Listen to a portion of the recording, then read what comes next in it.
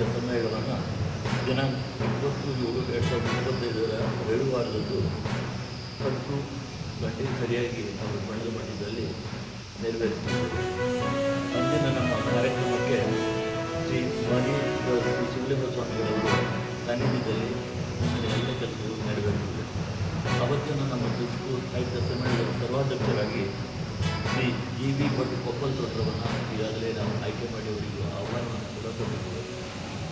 ಬಹುಮುಖ ಪ್ರತಿಭೆಯ ನಮ್ಮ ಕೊಪ್ಪಲ್ ತೋಟರು ಅನೇಕ ಚುಟುಕು, ಸಂಗೀತ, ಸಾಹಿತ್ಯ, ನಾಟಕ ಮತ್ತು ಕಾಷ್ಟಶಿಲ್ಪ ಮತ್ತು ಅನೇಕ ವಿವಿಧ ಕಲೆಗಳಲ್ಲಿ ಪಾರಂಗತರಾಗಿರುವ ಮೂಲಕ ಇವತ್ತು ಅವರಿಗೆ 79 ವರ್ಷದ ವಯಸ್ಸಿನಲ್ಲಿ ನಾವು ಚುಟುಕು ಸಾಹಿತ್ಯ ಸಮ್ಮೇಳನದಲ್ಲಿ ಸರ್ವಾಧ್ಯಕ್ಷರಾಗಿ ಆಯ್ಕೆ ಮಾಡಿ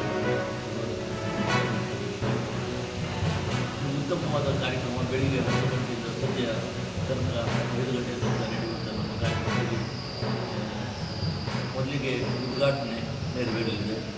ಅದಕ್ಕೆ ನಮ್ಮ ಕಸ್ತೂರಿ ಕುಲಕರ್ಣಿ ಕನ್ನಡ ಚುಟುಕು ಸಾಹಿತ್ಯ ರಾಜ್ಯೋತ್ಸವ ನುಡಿದ ಆಗಮಿಸುತ್ತಾರೆ.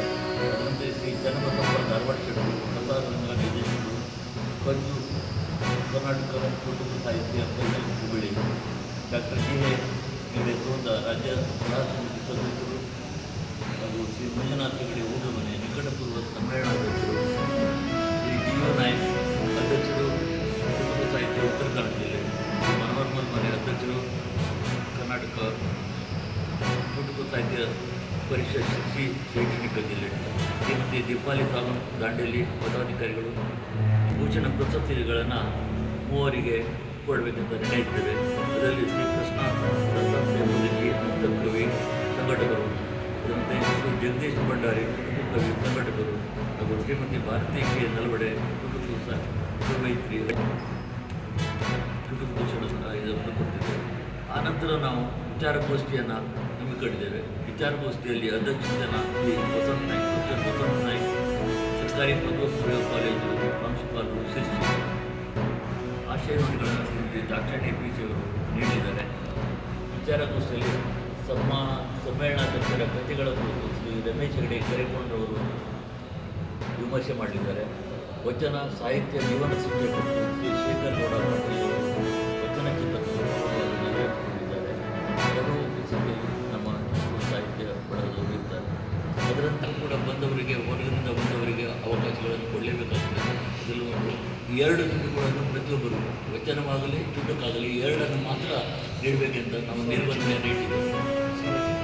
ಸ್ವರಚಿತರು ಬೇರೆ ವಚನಗಳು ಕೂಡ ಅವರು ಬಂದಂಥ ವಚನಗಳನ್ನು ಪ್ರಸ್ತುತಪಡಿಸಲಿಕ್ಕೆ ಮನೆ ಅಧ್ಯಕ್ಷರು ಕನ್ನಡ ಚುಟುಕು ಸಾಹಿತ್ಯ ಪರಿಷತ್ ಶೈಕ್ಷಣಿಕ ಜಿಲ್ಲೆ ಶಿರ್ಸಿ, ನಿರ್ಣಯ ಮಂಡನೆ ಕೃಷ್ಣಮೂರ್ತಿ ಕುಲಕರ್ಣಿ ರಾಜ್ಯ ಸಂಚಾಲಕರು. ಭಾರತದ ಸಂವಿಧಾನವು ಜಾತ್ಯತೀತ ಪ್ರಜಾಸತ್ತಾತ್ಮಕತೆಯನ್ನು ಒಳಗೊಂಡೈತಿ. ಈ ಸಂವಿಧಾನವು ನಮಗೆ ನ್ಯಾಯ, ಸಮಾನತೆ, ಸ್ವಾತಂತ್ರ್ಯವನ್ನು ಒಳಗೊಂಡೈತಿ. ಸಾಮಾಜಿಕ ಜಾಲತಾಣಗಳಲ್ಲಿ ಕೆಲವೊಂದಿಷ್ಟು ಯುವತಿಯರು ಒಳ್ಳೆಯ ಸಂದೇಶಗಳು ಮತ್ತು ಕೆಟ್ಟ ಸಂದೇಶಗಳನ್ನು ನೀಡುತ್ತಿದ್ದಾರೆ. ಕೆಟ್ಟ ಸಂದೇಶಗಳನ್ನು ನೀಡುವಂಥ ಯುವತಿಯರಿಗೆ ಒಂದು ಕಿವಿಮಾತು ಹೇಳ್ತೀನಿ.